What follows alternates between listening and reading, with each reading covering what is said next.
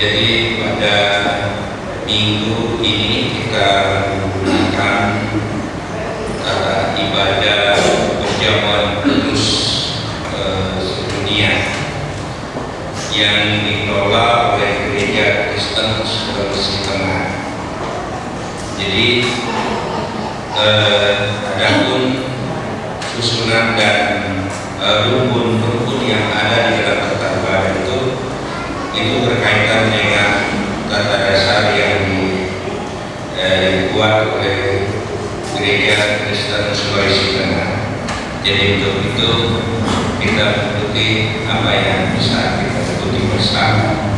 Jadi karena itu Bapak Ibu, berkenaan dengan Hari Perkabaran Injil yang kita kenal dengan YPII, Hari Perkabaran Injil Indonesia maksudnya, dan juga hari ini disebut dengan Hari Batik. Nah, kalau tadi kita ada waktu, sebenarnya ibadah ini kita pakai batik semua, kan hari batik hari ini. Jadi untuk hal yang demikian Bapak Ibu, ada juga kalanya kita memelihara budaya dan kehidupan yang ada di tengah bangsa kita, entah itu budaya Jawa, Sumatera, Kalimantan, Sulawesi, bahkan sampai ke Papua. Semuanya itu indah ketika kita menggunakan untuk suatu kemuliaan bagi nama Tuhan. Walaupun demikian Bapak Ibu, berdasarkan dengan Hari Perjamuan Kudus Dunia ini dikaitkan dengan Yayasan Perkabaran Injil Indonesia yang menghantarkan kita menurut Kolose pasal pertama 1-14, yaitu terus bertumbuh dan dikatakan kalimat terakhir, jangan lekas puas. Jadi terus bertumbuh dan jangan lekas puas. Bapak Ibu, ketika saya mencoba menemukan firman ini, saya melihat bahwa apa yang dikatakan oleh Rasul Paulus, yang mana Rasul Paulus hendak menghantarkan jemaat di Kolose itu untuk mengerti dan untuk memahami sesungguhnya apa yang dikenal dengan iman dan kasih itu, sehingga tidak lagi ada orang percaya yang merasakan begini. Orang percaya sudah dianggap sempurna, kan? Dan lengkap di dalam diri Yesus Kristus. Karena di dalam diri Yesus Kristus itu ada yang namanya keselamatan, dan otomatis bahwa kita mendaki hidup kesempurnaan di dalam diri Yesus Kristus itu. Karena keselamatan tidak ada pada siapa-siapa, tetapi hanya di dalam nama Yesus keselamatan itu ada. Rasul Paulus menulis surat kepada jemaat di Kolose yang boleh dikatakan Kolose ini bukan jemaat binaan Rasul Paulus atau jemaat yang didirikan oleh Rasul Paulus, tetapi Kolose adalah jemaat yang menerima surat Rasul Paulus dari penjara Roma. Ada empat jemaat yang menerima surat Rasul Paulus dari penjara. Nah, di sini juga kita melihat tentang bagaimana Rasul Paulus itu berpikir jernih di dalam penjara. Dan di sini juga kita melihat bahwa Rasul Paulus itu ternyata jiwanya, hidupnya hanyalah untuk Tuhan dan untuk memenangkan orang-orang percaya. Jadi walaupun Kolose bukan jemaat yang didirikan oleh Rasul Paulus, tetapi oleh karena sesuatu yang terjadi di Kolose ini. Di Kolose ini terjadi, ya maklum kalau kadang-kadang pendetanya atau rasulnya tidak ada di tempat, banyak hal-hal yang mencoba untuk mengelabui kehidupan jemaat ini, yang mengatakan rasul ini tidak baiklah, rasul ini pembohonglah, rasul ini menipulah, dan macam-macam. Sehingga terkenal di Kolose ini ada yang disebut dengan guru palsu. Bukan rasul-rasul palsu, guru palsu. Mereka mencoba untuk masuk ke dalam kehidupan jemaat Kolose agar mereka itu bertentangan dengan rasul-rasul yang lain. Nah, inilah yang dilihat oleh Epafras sebagai teman pelayanan atau misi bersama dengan Rasul Paulus, dan menjelaskan itu semua kepada Rasul Paulus apa yang sedang terjadi di jemaat Kolose, dan Rasul Paulus menanggapi itu dengan surat untuk memberikan kekuatan kepada Kolose supaya mereka jangan mudah percaya, supaya mereka dikuatkan dalam iman, supaya melalui iman segala persoalan mereka mampu mereka menyelesaikan. Karena Rasul Paulus ini menjelaskan iman yang bisa membedakan yang mana yang baik, mana yang tidak baik. Ada iman yang tidak bisa membedakan mana yang baik, mana yang tidak baik, dianggap sama saja, walaupun perbedaannya sangat nyata dan utama. Nah, inilah yang dikatakan oleh Rasul Paulus untuk menolong Epafras dan jemaat Kolose itu mencari kebenaran melalui iman percaya mereka kepada Tuhan, mencari solusi untuk keluar dari pengaruh-pengaruh guru-guru palsu. Sehingga di dalam surat Rasul Paulus mengatakan, aku berdoa kepadamu, ya kan? Aku berdoa kepadamu dan aku mengucap syukur karena iman. Bayangkan itu Bapak Ibu, ketika Rasul Paulus mengatakan hal yang sama. Walaupun Rasul Paulus tahu keadaan Kolose itu seperti itu, tetapi ia katakan, aku berdoa kepadamu, aku percaya bahwa kamu memiliki iman, dan aku mengucap syukur kepada Allah yang memberikan kepadamu kekuatan.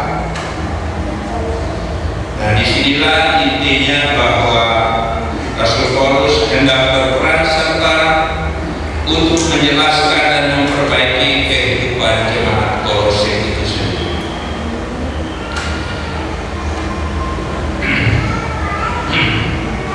Jadi Bapak Ibu,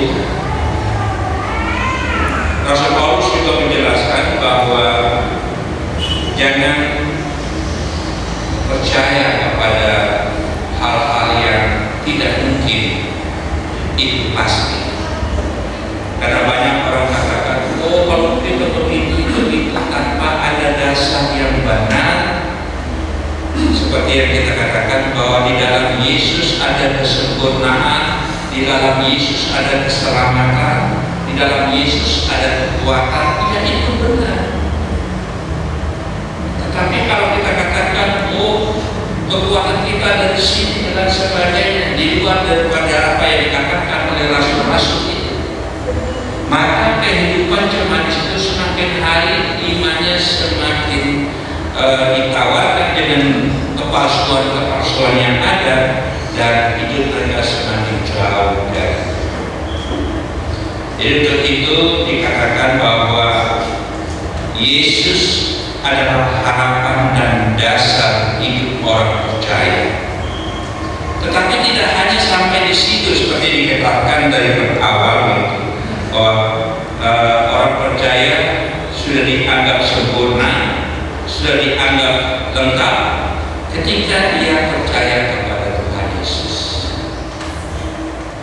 Terlalu mudah. Kenapa saya katakan demikian?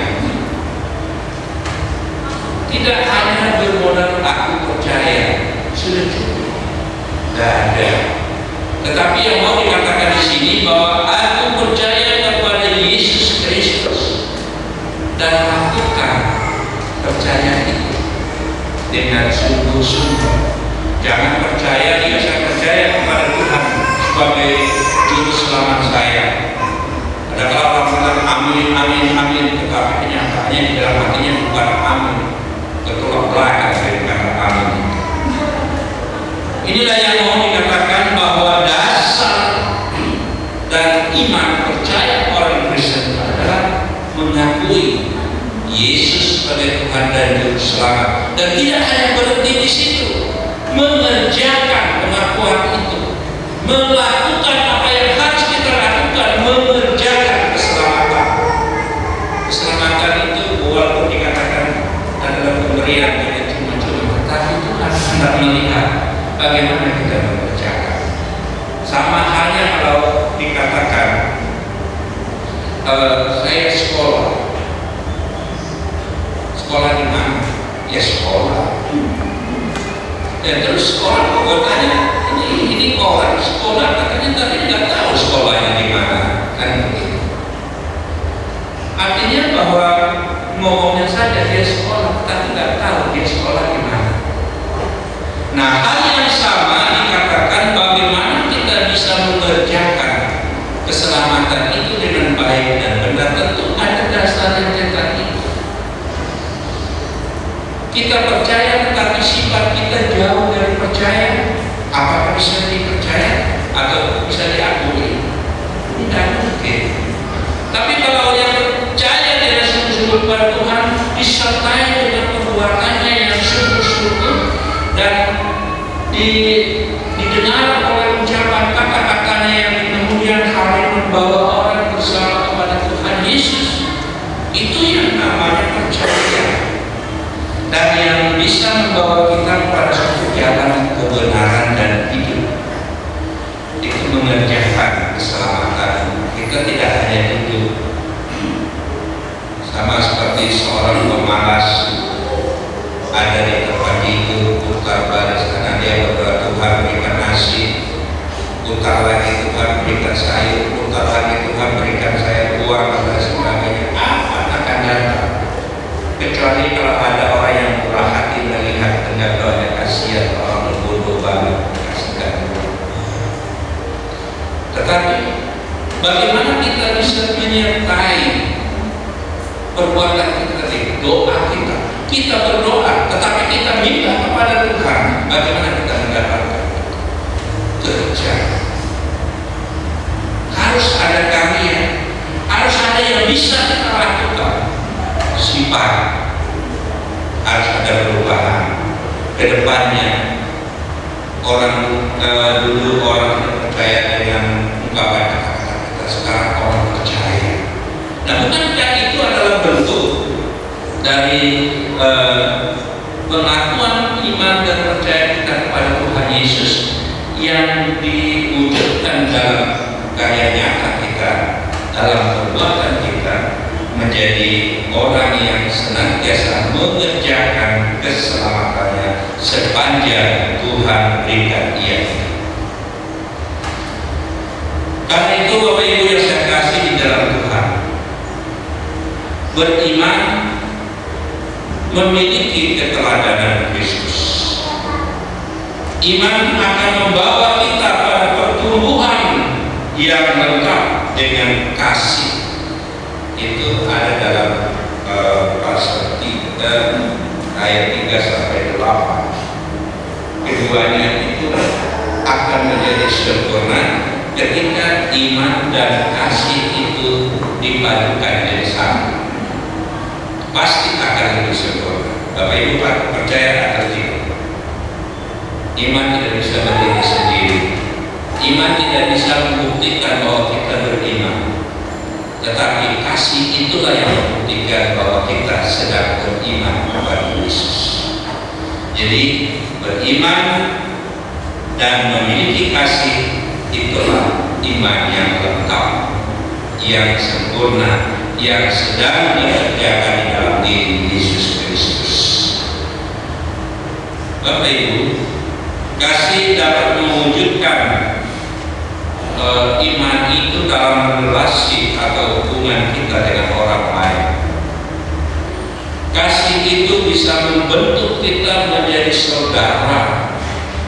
Kasih itu akan membawa kita menjadi orang yang senantiasa mengakui satu dengan yang lainnya.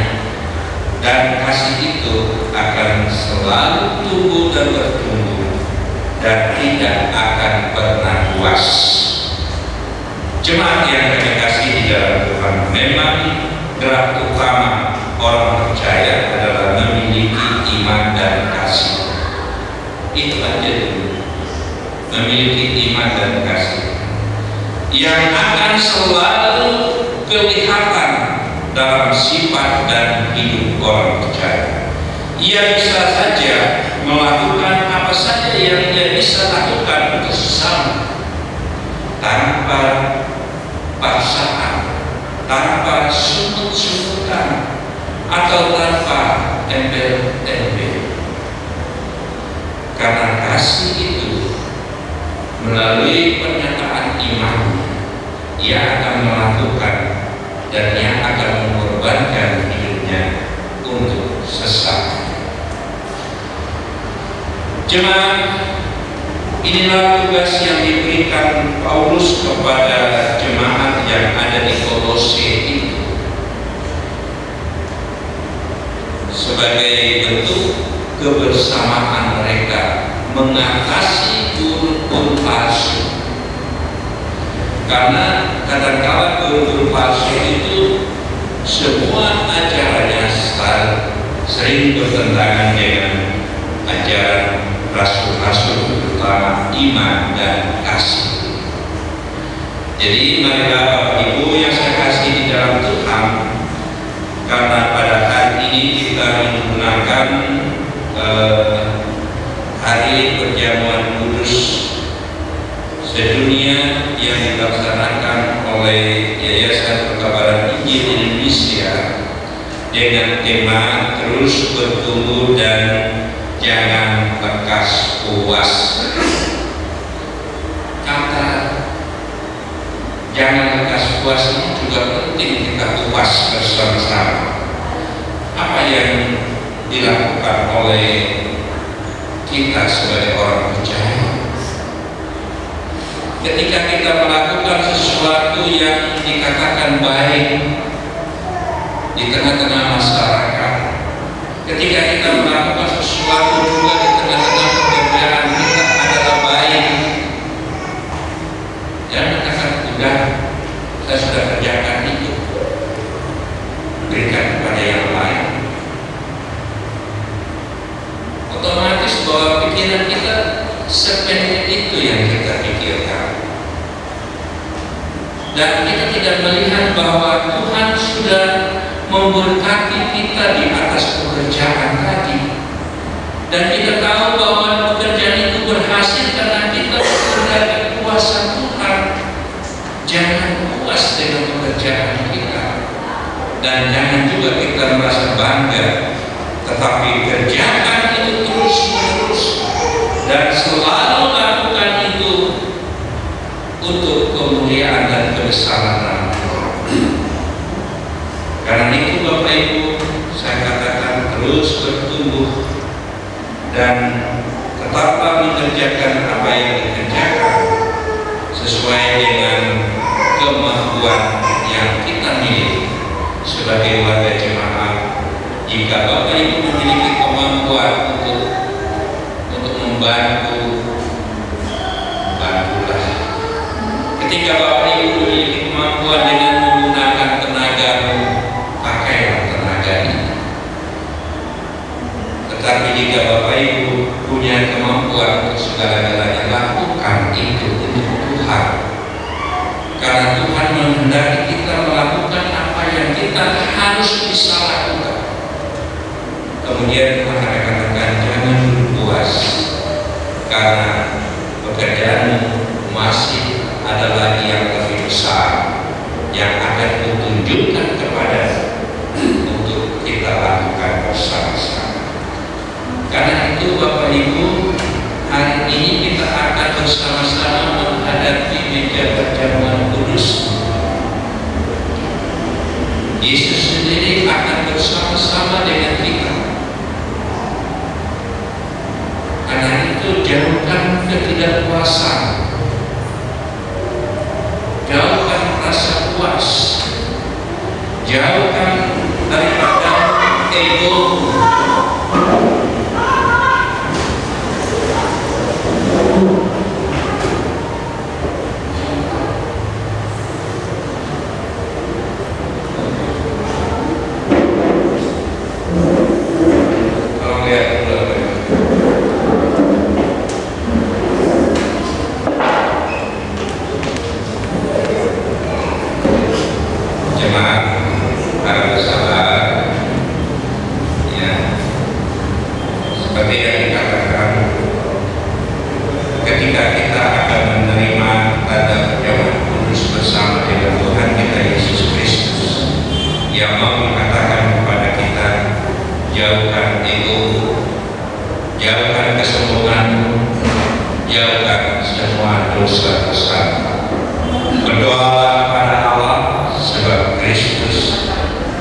Dia yang akan datang dalam perjamuan ini akan menguatkan